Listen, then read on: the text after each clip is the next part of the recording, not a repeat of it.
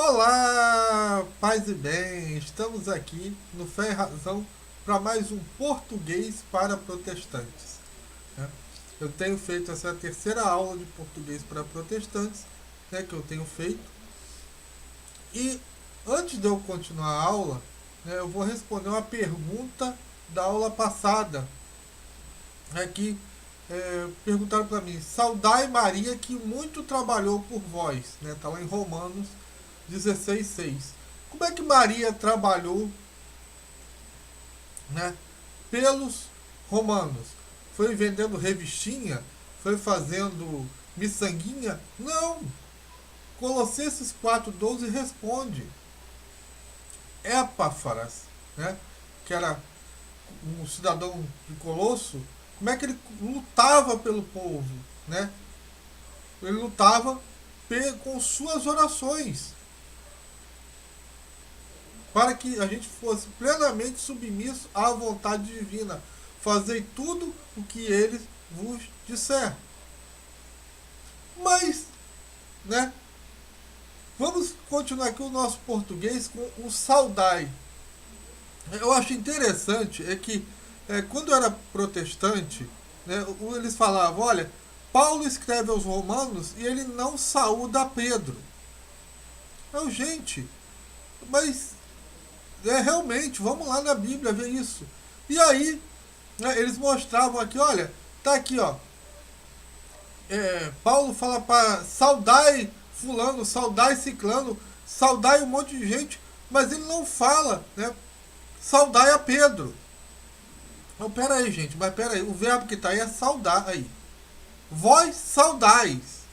Quer dizer, não é Paulo que está saudando ninguém. Se fosse Paulo que fosse saudar, ele falaria: eu vos saúdo. Como está em Colossenses 4:12. Epáfras vos saúda. Saúda-vos. Agora, se está saudai, é para que os romanos saúdem as pessoas que não estão em Roma. Como está lá, começa: saudai Prisca e Áquila. Romanos 16:3. Ora, a Bíblia fala que esse casal, Áquila e Priscila, não estavam em Roma. Está lá em Atos 18:2. Tanto é que o verbo é para saudar, né, outra pessoa, que como é que está lá? Né? Entrando numa casa, saudai-a. Quer dizer, saudar a casa. Não é a casa te saudar. Né? Em outro ponto, Colossenses 4:15,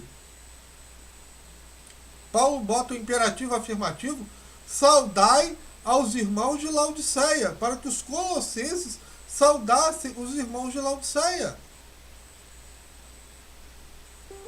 E aí aquela coisa que eu falei: o cara não sabe interpretar uma conjugação verbal, não tem cultura para isso, e quer falar de sola escritura.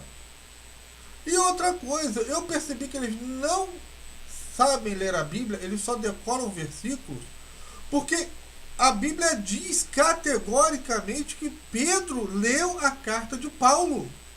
Está na segunda carta de Pedro, capítulo 3, versículo 15 ao 16.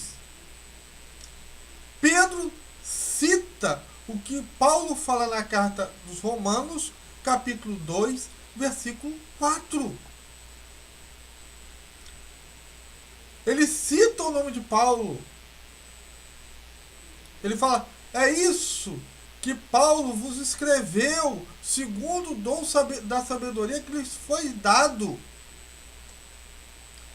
É o que ele faz em todas as suas cartas. Então, como é que o cara, ele diz que Pedro não leu a carta de Paulo? É óbvio que ele leu. Ele leu a carta de Paulo aos Romanos. Ele estava em Roma. Ele leu essa carta. Não é como os protestantes dizem: ah, Pedro foi para a Babilônia. Me mostra uma carta de Paulo endereçada para a Babilônia. Nós sabemos, pela própria primeira carta de Pedro, pela tradição católica, que Babilônia está se referindo ao exílio, né, que Pedro está em Roma. E a carta de Roma cita diversas pessoas, carta de Roma não, a carta de Pedro cita diversas pessoas que estão em Roma. A primeira carta de Pedro, como Silvano, que foi quem escreveu a carta de Pedro, ele era morador de Roma. Então eu vi o seguinte, os caras dizem que leem a Bíblia, não leem, eles não fazem, quer dizer, eles leem, eles passam os olhos, mas não se aprofundam na palavra, eles não juntam as coisas, e tão pouco, como eu falei, sabe, o mínimo de conjugação verbal. E aí fala um monte de pataquada.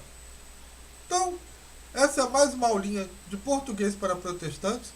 Dê seu joinha, compartilhe nas redes sociais. Não esqueça do meu apoio, que com ele eu ajudo uma família que precisa e você ganha um livro do Tio Cláudio por R$ 5. Então, paz e bem para todo mundo e até a próxima. Amém.